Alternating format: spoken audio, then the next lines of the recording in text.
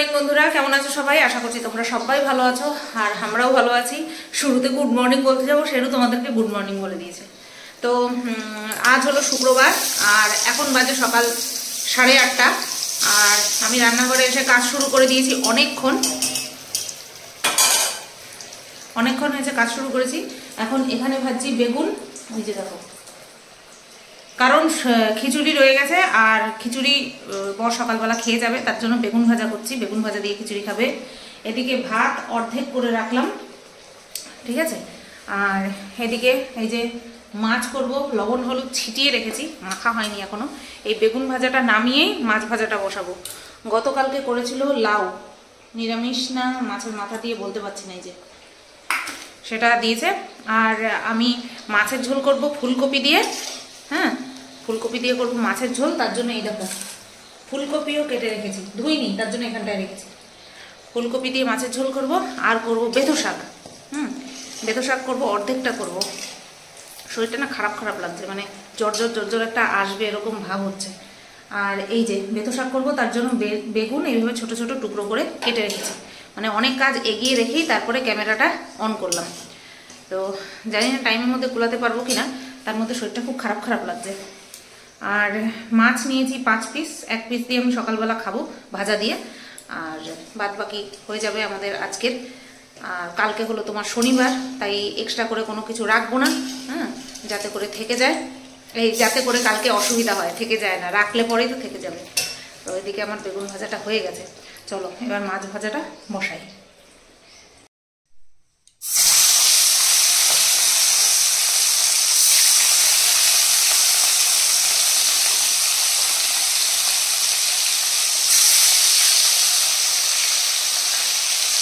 ধরবে আর 2 পিস ধরবে না, শাক তুলে রাখি। এই যে শাক বাছা শুরু করেছি সবে, কালকে আর সময় পাইনি, খিচুড়ি করতে করতে আমার সময় শেষ হয়ে গেছে। এই যে এইটা রেখে দিলাম আর এইটা করব। কি সুন্দর লাগছে দেখতে শাকগুলো, পুরো একদম এই ঘোলা হয়ে গেল। এই পর্যন্ত ঠিক আছে, এই ঘোলা হয়ে গেল। এখানে দেখো শাকটা বসিয়ে দিলাম আর ঢেকে দিই এটা দিয়ে। আর এই যে মাছের ঝোল এখন ওই পিট করছে মাঝে মধ্যে, এই মাত্র বন্ধ করলাম। ফুলকপি আলু দিয়ে মাছের ঝোল কমপ্লিট।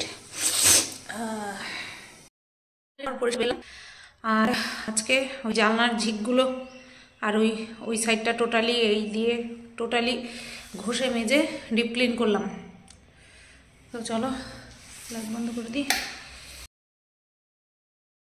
টাইমটা কি বললাম, 10:40 বাজে। আর সব হলো, আর শরীর মারাত্মক খারাপ লাগছে, গা হাত পা ব্যথা শুরু হয়ে গেছে।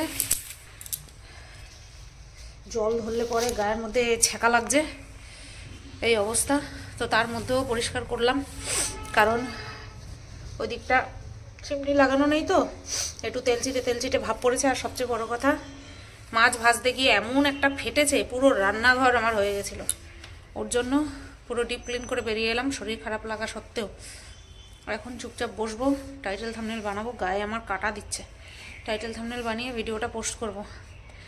তো চলো আবার পরে আসছি। ছাদে গিয়ে যে একটুখানি বসবো, রোদ সেইভাবে ওঠেনি। সকালবেলা 10টা পর্যন্ত তো রোদ একেবারেই ছিল না, এখন একটু তাও রোদ উঠেছে, সে গায়ে লাগার মতন না। ঘরেই কম্বলটা খুলে চুপচাপ বসবো। বন্ধুরা 2:20 বাজে আর আমি এইমাত্র স্নান করে ননিকে দিয়ে তারপরে রান্নাঘরে এই ন্যাকড়াটা কাচলাম। মনেই নেই, আমি তো শুয়েছিলাম সেই কখন থেকে, অনেকক্ষণ ধরে শোয়া। রান্না বান্না সেরে এসে সেই যে শুয়েছি, 2-3 বার উঠেছি শুধু বাথরুম করার জন্য, আর আমি উঠতেই পারিনি। ওষুধ খেয়ে দিয়ে শুয়ে পড়েছি আর উঠিনি। আর সেরও আমার সাথে সাথে আমার পাশেই শোয়া, মানে ও বুঝতে পারছে মার শরীর খারাপ, ও আর বদমাইশি করেনি। এমনিতেও বদমাইশি করে না, তাছাড়া একেবারে চুপচাপ করে আমার পাশেই শুয়েছিল। মারও 3-4 বার করে ফোন করেছে, করে শুধু খবর নিচ্ছে জ্বর কমেছে কিনা, ওষুধ খেয়েছে কিনা। ও বলার পরেই ওষুধটা খেলাম, নতুবা আমি ওই 100 বার না হলে ওষুধ খাই না। তারপরে ওষুধ খেলাম, শুয়ে পড়লাম। শুয়ে পড়ার পরে কিছুক্ষণ পরে ফোন করলো, বললো জ্বর কমেছে। আমি বললাম না রে জ্বর কমেনি। বলছে স্নান করে নাও। বললো হ্যাঁ করবো, বলে আবার শুয়ে পড়েছি। তারপরে আবার ফোন করলো, স্নান করেছো? না করছি। আবার কিছুক্ষণ আগে ফোন করেছে, 1:45 বাজে, তখন 1:45 বাজে। তখন বলছে তুমি আগে ভিডিও কল করো তো আমাকে। আমি বললাম কেন? বলছে তুমি ওঠো, আগে স্নান করতে যাও। সেই তুমি কখন যাবো যাবো যাবো যাবো করছো, 2টো বাজে, এখন আগে স্নান করে আসো, অথবা তোমার শরীর ঠিক হবে না, ঝরঝরে লাগবে না স্নান না করলে। তারপরে সেই এমন বকা দিল। তারপরে সে উঠলাম, উঠে ছাদের থেকে জামা কাপড়, গিজারটা অন করে দিয়ে ছাদে গেলাম জামা কাপড় আনতে। জামা কাপড় নিয়ে এসে স্নান করলাম। তো এই ন্যাকড়াটা, রান্নাঘরের ন্যাকড়াটা কাচতে ভুলেই গেছি আমি।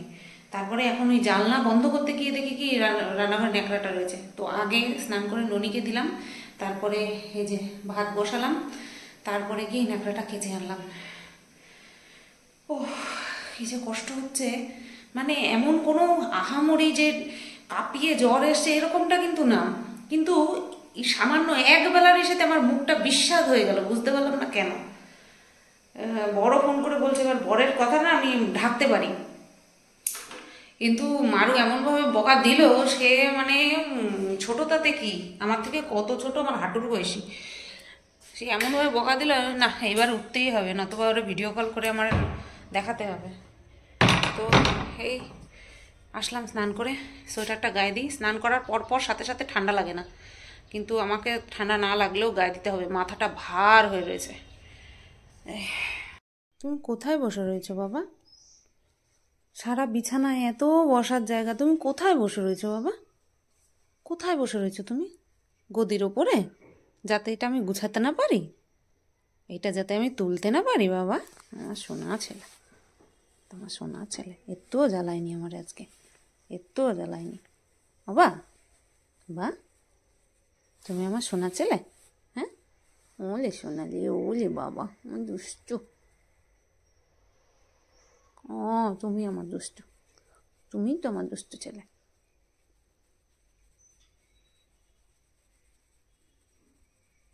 কত বোঝে গো, কত বোঝে।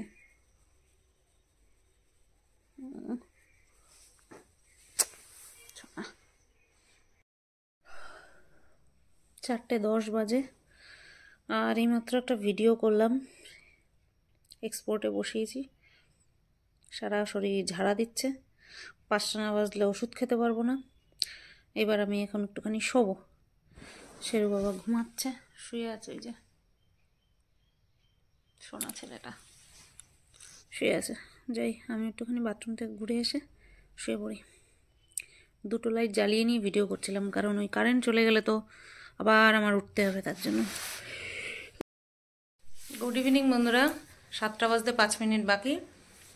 আর তখন কটা বাজে মনে নাই, মনে হয় 6:40, 6:40 নাগাদ শেরু এক লাফ দিল, খাটের থেকে নামলো, আর সঙ্গে মিউজিক ঘেউ ঘেউ।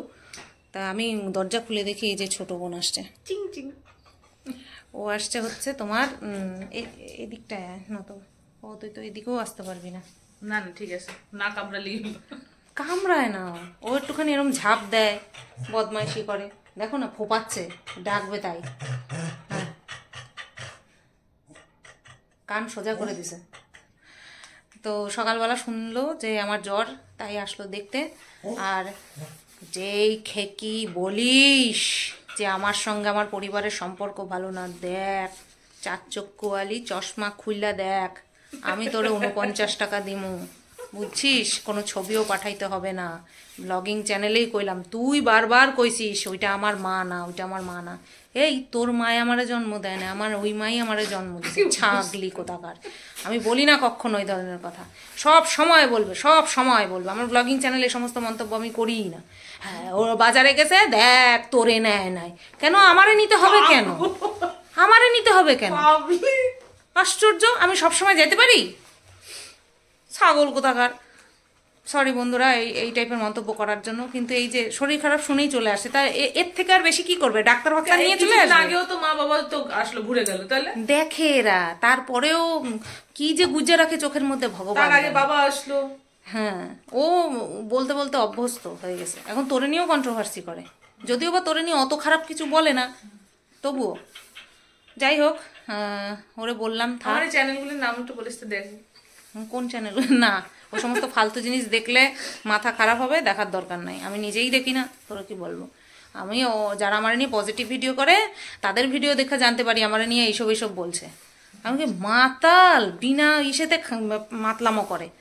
তারপরে কি যেন বললাম, যাই আমি একটুখানি চা করি। মাথার এই পেছনটা আমার যন্ত্রণায় ফেটে যাচ্ছে, কি হয়েছে কে জানে। ঠান্ডার জন্যই হয়েছে, কি আর হবে। ঠান্ডা গরম 1 জানুয়ারি থেকে ঠান্ডা হঠাৎ করে ঠান্ডা পড়ছে না, দুপুর বেলায় বেড়েছিলেন না সেদিন, ওর জন্য আরো বেশি হবে কিছু একটা। যাই একটুখানি চা করি, মুখ তো পুরো বিস্বাদ হয়ে রয়েছে। একটু চা করি, ওরও একটু চা করে দিই, খাক। জিভ দেখাইলে ইয়েলো ডলার দেয়, জানিস না? ইয়েলো ডলার দেয় মানে? ডলার অ্যাড দেয় না, ইয়েলো ডলার মানে অ্যাড দেয় না। ও অনেক আমি এখনো অনেক কিছুই জানি না। তোর একটা যে চ্যানেলের ওই মেম্বারশিপের ইস্যু আছে সেও আমি জানতাম না। আমি সেদিন ডেসক্রিপশনে গিয়ে ভালো করে দেখলাম, বাবা এ তো বহুত কিছু জানে, আমি তো জানি না। কোন জন্মে করা আমার আমার এখন এডিটিংই ঠিকঠাক করে আমি করতে পারি না। এডিটটা ঠিক করে থাম্বনেল বানাতে অসুবিধা হয় আমার। মাপলার করতে আছে এক দাঁতগুলি রে নিজে নিজে চোখে দিছে। অন্ধের মতন হয়ে ঘুরতেছে। ওই দেখো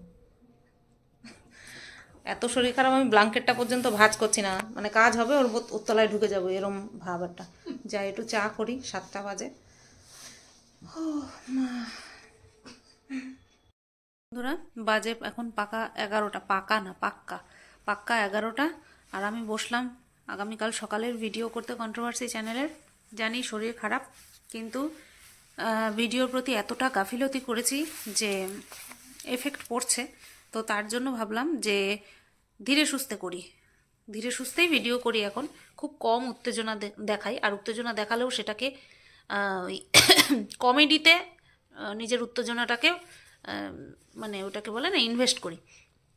রেগে গিয়ে ভিডিও এখন করা ছেড়ে দিয়েছি, রাগ ঘৃণা ছেড়ে দিয়েছি।